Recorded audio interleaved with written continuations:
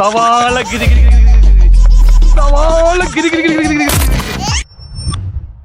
നീലപ്പെട്ടി ആരുടെയാണെന്നുള്ള കാര്യത്തിൽ ഞങ്ങൾക്ക് സംശയമൊന്നും ഉണ്ടായിരുന്നില്ല. ആ നീലപ്പെട്ടി ഒരു പ്രതീകമായി മാറിയിരിക്കുന്നു. അതെന്താണോ താനൊരു അർത്ഥം വെച്ച് സംസാരിക്കണേ? ഇപ്പൊ വ്യാജം പോയി കോഴിനായി. നാളെ നിങ്ങളെ പറ്റിയും പറയാം, ആരെ പറ്റി ആർക്കും പറയാം. Who cares? അതുകൊണ്ടാണ് ഞാൻ അത് പ്രയോഗിച്ചത്. ഹൂ കെയേഴ്സ് എന്ന് തന്നെയാണ്, അത് തന്നെയാണ് ഹൂ കെയേഴ്സ്.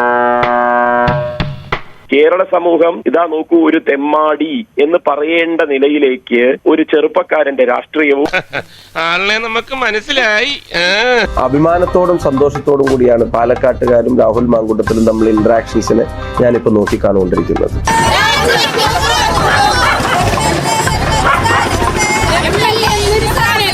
എനിക്ക് വയ്യ. കേരളത്തിലെ ആർക്കും ഒരു പരിചയപ്പെടുത്തലിന്റെ ആവശ്യമില്ലാത്ത യുവജന നേതാവാണ്. അതിനുശേഷം ജീവിതത്തിൽ ബോയിങ് ആവർത്തിച്ചിങ്ങനെ ആരോപണങ്ങളുടെ ശരശയ്യയിൽ നമ്മുടെ ബഹുമാനായ MLA കിടക്കുമ്പോ അത് തന്നെയാണ് ഹൂ കെയേഴ്സ്. രാഹുൽ മാങ്കൂട്ടത്തിനെതിരെ പൂവൻകോഴിയെയും ഉയർത്തിപ്പിടിച്ചുകൊണ്ട് വനിതകളുടെ ഒരു പ്രതിഷേധം പാലക്കാട് നടക്കുന്നത്.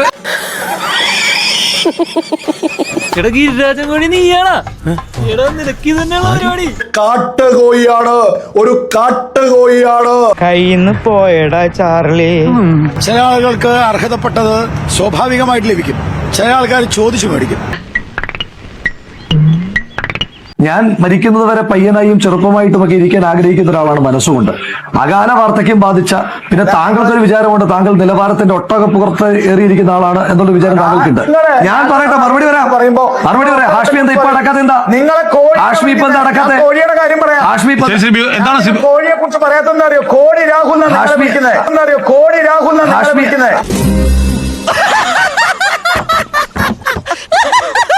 അങ്ങനെ അയാൾക്ക് അർഹതപ്പെട്ടത് അയാൾ ചോദിച്ചു മേടിച്ചു. ഇതൊക്കെ ഒരു തിരക്കഥയുടെ ഭാഗമാണ്. ആണോ? Who cares? Who cares? ഇങ്ങനെയുള്ള നിരവധി ചോദ്യങ്ങൾ വരുന്ന സമയത്തെല്ലാം ഹൂ കെയേഴ്സ് എന്ന് പറഞ്ഞ് തടി തപ്പുന്ന കാഴ്ചയാണ് ഇപ്പൊ കണ്ടുകൊണ്ടിരിക്കുന്നത്. അറിയാവുന്ന പോലെ സാർ കാര്യങ്ങളൊക്കെ ചെയ്യാൻ പറ്റും. പറ്റുന്നതിന്റെ പരമാവധി ഞാൻ ചെയ്തു. ഞാൻ പറഞ്ഞല്ലോ ഹൂ കെയേഴ്സ്, അതാണ് ആറ്റിറ്റ്യൂഡ്. അത് മാത്രം നീ പറയരുത്. അത്ര എമർജൻസി ഒന്നല്ലല്ലോ ഈ കേസ്. ഗതികേടിന്റെ പേരായി കോൺഗ്രസ് മാറുന്നു, തെമ്മാടി കൂട്ടമായ പാർട്ടി മാറുന്നു. ഞാൻ പറയല്ല, മുഖം നോക്കാതെ നടപടിയെടുക്കും. ആരായാലും എത്ര വലിയ നേതാവായാലും ഒരു വിട്ടുവീഴ്ച അക്കാര്യത്തിലുണ്ടാവില്ല. നിനക്കിതെങ്ങനെ സഹിക്കാൻ കഴിയും ജോസേ? ഞാൻ രാഹുൽ മാങ്കൂട്ടത്തിനെ കുറിച്ചൊന്നും വിശേഷിപ്പിക്കുന്നില്ല. കേരളത്തിലെ മുഴുവൻ ജനങ്ങളുടെയും ഹൃദയത്തിലുള്ള യുവജന നായകനാണ് രാഹുൽ മാങ്കൂട്ടം. സാറിനല്ലെങ്കിലും പണ്ടേ താളമില്ല അല്ലേ? ഈ പെൺകുട്ടി ആരാണ് എന്ന് കൃത്യമായിട്ട് വെളിപ്പെടുത്തിയിട്ടില്ല. പകരം ഹൂ കെയേഴ്സ് എന്ന ആറ്റിറ്റ്യൂഡുള്ള നേതാവ് എന്നാണ് പറഞ്ഞിട്ടുള്ളത്. പക്ഷെ എന്തിനാണ് രാഹുൽ മാങ്കൂട്ടത്തിൽ രാജിവെച്ചത് എന്ന് എന്നെ അത്ഭുതപ്പെടുത്തുകയാണ്. എനിക്ക് നേരത്തെ ചെറിയൊരു സംശയം ഉണ്ടായിരുന്നു. അപ്പോൾ നിങ്ങൾ എങ്ങനെയാണോ ഊഹിക്കുന്നത് ആ മാതിരി തന്നെ ഞാനും ഊഹിക്കുന്നു എന്ന് മാത്രമേ ഉള്ളൂ.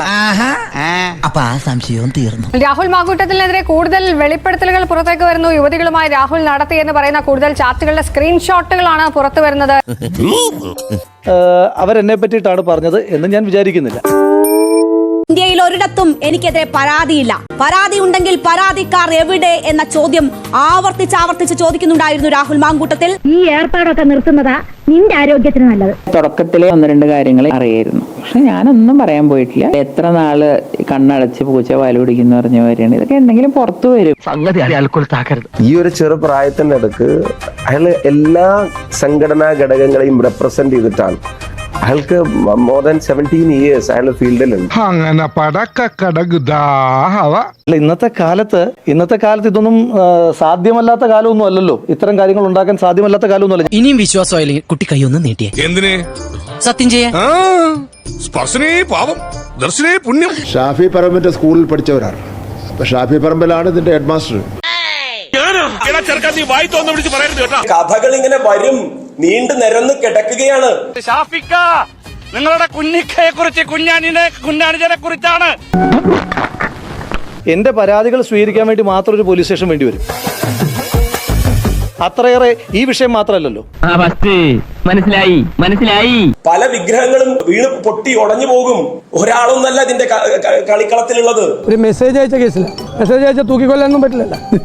ഉയർന്നു വന്നിരിക്കുന്ന ഈ ആരോപണങ്ങളെ കുറിച്ച് ഞങ്ങളുടെ പാർട്ടി ഗൗരവതരമായി പരിശോധിക്കുക, അതിന് നടപടി സ്വീകരിക്കുക. ഞാൻ ആവർത്തിച്ച് പറയാണ്, അതിന് ഞാൻ തന്നെ മുൻകൈ എടുക്കും. ഈ പറയുന്ന വ്യക്തി തന്നെ പലരോടും പറഞ്ഞിട്ടുണ്ട്, എന്നെ ഒറ്റ കോൺഗ്രസ്സുകാരനും തൊടില്ല. എന്തിനാണ് ഈ ഇദ്ദേഹത്തെ ഇങ്ങനെ പ്രൊട്ടക്ട് ചെയ്യുന്നത്? അപ്പൊ ഇതൊരു സംശയത്തിന്റെ മുനയിൽ എല്ലാവരും നിൽക്കുന്നുണ്ട്, ഒരാൾ മാത്രമൊന്നുമല്ല. ലോകത്തുള്ള സകല തോന്നിവാസവും ചെയ്തിട്ട് ജനപ്രതിനിധിയായിട്ട് പാലക്കാട് വിലസാമെന്ന് വിചാരിക്കേണ്ട പാലക്കാടിന്റെ അതിർത്തി ഈ വേഷം കെട്ടുമായി ഞങ്ങൾ കയറ്റില്ല. കാര്യമായിട്ടാണ് പറഞ്ഞത്, തമാശക്കാണ്? കാര്യമായിട്ട് തന്നെയാ പറഞ്ഞത്. എന്നാ കൊള്ളാം. ഒരുപാട് തമാശ എനിക്ക് ഇഷ്ടമല്ല, പറഞ്ഞേക്കാം. ഒരു MLA എന്ന് പറയുമ്പോൾ ഒരു ജനപ്രതിനിധി എല്ലാ വീടുകളിലും കയറി ചെല്ലേണ്ട ഒരാളാണ്. ഇതാണ് സ്വഭാവം എന്ന് അറിഞ്ഞാൽ പിന്നെ ആരാണ് വീട്ടിൽ കയറ്റുക? കാട്ടുകോഴിയായി മാറിയിരിക്കുകയാണ് പാലക്കാട്ടെ MLA എന്ന് പറയുന്നത്. നമ്മളോ പാലക്കാടോ നാട്ടിലെ ജനങ്ങളോ ഇതിലൊന്നും കൺസേൺഡ് അല്ല. Who curse? പീപ്പിൾ കെയേഴ്സ് എന്നുള്ളതാണ്. People cares. അങ്ങനെ പറയരുത്. എനിക്ക് ഈ ഫീൽഡിൽ ഒട്ടും എക്സ്പീരിയൻസ് ഇല്ലാത്ത ഒരാളാണ് ഞാൻ. ഈ ഫീൽഡുമായിട്ട് ഒരു ബന്ധമില്ല ഈ സബ്ജക്ട്. അതുകൊണ്ട് അറിയാത്ത സബ്ജക്ട് വെറുതെ പറഞ്ഞിട്ട് കാര്യമില്ല. ഇങ്ങനത്തെ ഒരു വിഷയം ഞാൻ പഠിപ്പിച്ചില്ല. എനിക്കറിയാൻ പാടില്ല. ഞാൻ മരുന്ന വിളിക്കേണ്ടതാണ്.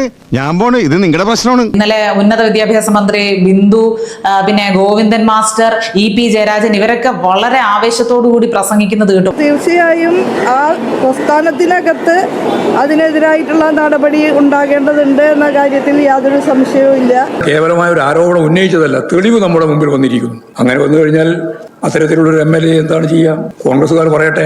നിയമസഭാ അംഗത്വം രാജിവെക്കണം. ഈ സ്ത്രീകളോടെല്ലാം പരസ്യമായി മാപ്പ് പറയണം. രാഷ്ട്രീയത്തിൽ നിൽക്കാൻ അയോഗ്യനാണ് എന്ന നില വന്നിരിക്കുകയാണ്. വളരെ ഗുരുതരമായിട്ടുള്ള ലൈംഗികാരോപണമാണ്. MLA സ്ഥാനം രാഹുൽ മാങ്കൂട്ടത്തിൽ രാജിവെക്കണം. രാഹുൽ മാങ്കൂട്ടത്തിന്റെയും ഈ ആക്ഷേപങ്ങൾ എന്ന് പറഞ്ഞാൽ അപൂർവങ്ങളായി കേരളത്തിൽ കേട്ടിട്ടുള്ള കാര്യമാണ്. എന്റെ ഭഗവാനെ! അതുകൊണ്ട് തന്നെ അദ്ദേഹം മാന്യമായി രാജിവെക്കേണ്ടതാണ്. ഈ വിഷയത്തിൽ ഡിവൈഎഫ്ഐക്ക് CPM-ന് പ്രതികരിക്കാനുള്ള ധാർമ്മിക അവകാശം ഉണ്ടോ? ഞങ്ങൾക്ക് എന്ത് ധാർമ്മികത കുറവായുള്ളത്? ഞങ്ങൾക്ക് പൂർണ്ണമായിട്ട് ധാർമ്മികതയേ ഉള്ളൂ. കാരണം ഇതുപോലെ ഏതെങ്കിലും ഒരു പ്രശ്നം പരാമർശിച്ചതിന് മുമ്പ് ഞാനതല്ലേ പറഞ്ഞു, ഏതെങ്കിലും ഒരു MLA-നെ പറ്റി വന്നിട്ടുണ്ടോ ഇതിനു മുമ്പ്? കള്ളന് താടി പഠിക്കുന്നവൻ പെരുങ്കള്ളനാ. ഞാനിപ്പോ മനസ്സിൽ വിചാരിച്ചുള്ളൂ. സ്വയം ഒരു ആത്മപരിശോധന നടത്തേണ്ട സമയം കൂടിയല്ലേ ഇത്? ധാർമ്മികത പ്രശ്നം അനുസരിച്ച് MLA സ്ഥാനം രാജിവെച്ചാൽ ധാർമ്മികത പ്രശ്നം അനുസരിച്ച് MLA സ്ഥാനം തിരിച്ചു വിട്ടില്ല കേട്ടോ. മുകേഷ് ചെയ്തത് ഈ പഞ്ചാരയുടെ ഒന്നും മാത്രമല്ല, ഇപ്പോഴും MLA ആയിട്ട് തുടരുകയാണ്. മുകേഷിന്റെ കാര്യത്തിൽ ഒരു നിലപാടുമില്ല. അപ്പൊ ഇവരോട് നാണമില്ലേ? ഉളുപ്പില്ലെന്ന് ചോദിക്കേണ്ട ആവശ്യമില്ല, ഉളുപ്പില്ല. ധാർമ്മികത അടിസ്ഥാനപ്പെടുത്തി രാജിവെക്കാം. ധാർമ്മികത കോടതിയുടെ വിധി വരുമ്പോൾ ധാർമ്മികതയെല്ലാം പറഞ്ഞതല്ല സ്ഥിതി എന്ന് വന്നാൽ അപ്പോൾ നിങ്ങൾ ഈ പറയുന്ന MLA സ്ഥാനം തിരിച്ചു കൊടുക്കാൻ പറ്റുമോ? എന്നാലും ഒരു തൊലിക്കെട്ടി സമ്മതിക്കണം എന്നാ പറയാനുള്ളത്. മുകേഷ് ഇപ്പോഴും തുടരുകയാണ്. കാര്യങ്ങൾ മുഴുവൻ കൃത്യമായിട്ട് മനുഷ്യ സമൂഹത്തിന്റെ മുമ്പിൽ അവതരിപ്പിക്കപ്പെട്ടില്ലേ? അതിപ്പോ പ്രത്യേകം പറയാണ്ടോ? ആ മുകേഷിനോട് ഓർമ്മപ്പെടുത്തുവാനായിട്ട് ആഗ്രഹിക്കുന്നു, രാജിവെക്കാതെ സുഖമായി സ്വസ്ഥമായി സ്വതന്ത്രമായി ഈ നാട്ടിലൂടെ ഇറങ്ങി നടക്കാമെന്ന ഒരു കാരണവശാലുമുള്ള തെറ്റിദ്ധാരണ M മുകേഷിന് വേണ്ട. മനുഷ്യനായി കഴിഞ്ഞാൽ ഞാനൊക്കെ ഇത്രയും പ്രായമുള്ള ഒരാളല്ലേ? ഇയാളൊരു മാരിമാവും. ഒരു പരാതിക്കാരി ആരോപണം ഉന്നയിച്ച് പുറത്തേക്ക് വന്ന ശ്രീ മുകേഷ് MLA-ക്കെതിരായിട്ട് കൈരളിയുടെ ഒരു തിടുക്കം ഞാൻ കണ്ടില്ല.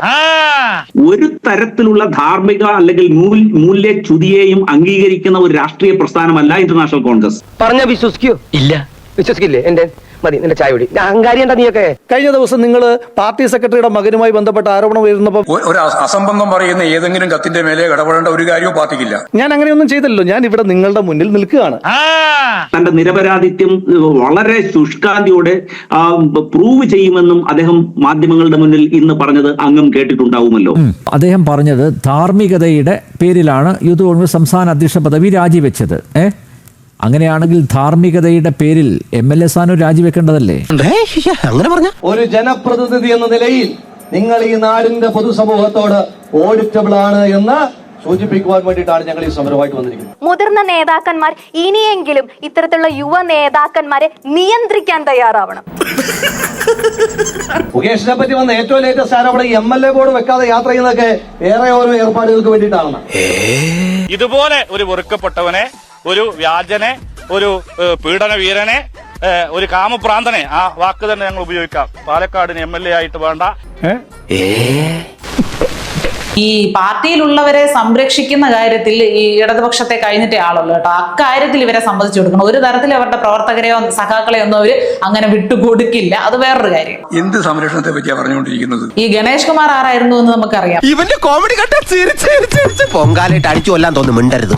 ആദ്യം കൂടെ നിൽക്കുന്നവരുടെ തെറ്റ് തിരുത്തിയിട്ട് വേണം അപ്പുറത്തെ വീട്ടിലെ ആളുടെ ഇത് പറയാം. ഇങ്ങനെ ഓരോരുത്തരെ എടുത്ത് നോക്കുകയാണെങ്കിൽ ഇവിടെ മന്ത്രിമാരും MLA മാരും ഒന്നും കാണില്ല. അതല്ല ഞാൻ നേരത്തെ പറഞ്ഞത്, അസംബന്ധം പറഞ്ഞിട്ട് വെറുതെ അതിന്റെ മേലെ വേറെ വർത്താനം പറയണ്ട.